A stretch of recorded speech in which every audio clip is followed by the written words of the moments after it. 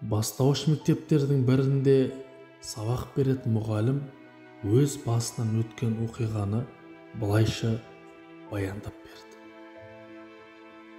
Оқушыларды сурет сабағында: құрметті оқушылар, бүгін отбасы күні. Сол үшін не істейміз?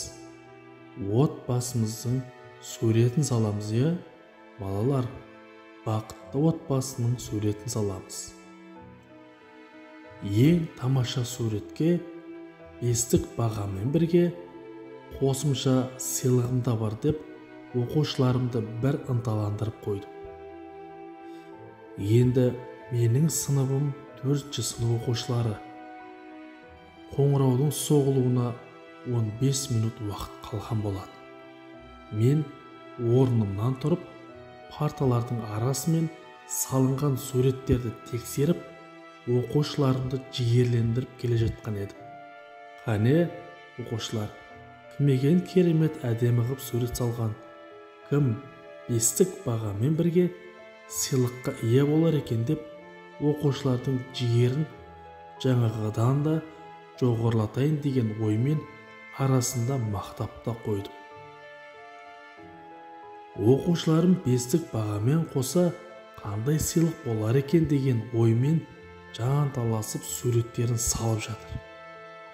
Кенет бір оқушымның суреті мені селк еткізбесі бар ма?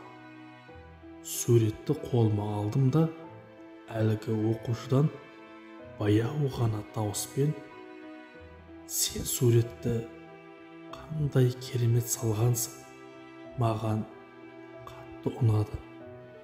Бірақ айтшы, неге әкеңнің қолын салмай қойғансың? Әлде әкеңнің қолы жоқ па дегенім сол еді. Әлгі оқушым: мұғалім, сіздің құлағыңызға айтсам бола ма деп еді. Мен сәл еңкейіп партаның шетіне қолымды қойдым да оқушыма құлағымды тосып едім.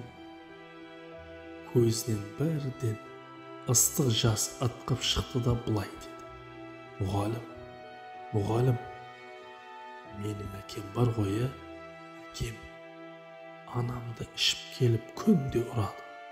Анамның бет-аузы ісіп кетеді көгеріп. Сол менің жаныма қатты батады. Бақытты отбасы болғым келеді менің де. Мұғалім, әкемнің қолын салмай қойған себебім, әкем анамды ұрмасыншы деп салмай кеттім деп өксігін баса алмай сыныптан шығып кетті. Көзінен аққан ыстық жасты қолыма тамғаннан сездім. Себебі менің қолымды да ысытқан болады. Мен орнымда ескерткіште сілейіп қаттым да қалдым. Менің оқиғам осылай аяқталды.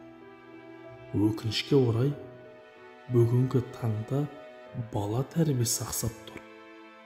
Балаға көңіл бөліп, жағдайын сұрап, күнделікті уақыт бөлетін әке өкінішке орай саусақпен санарлық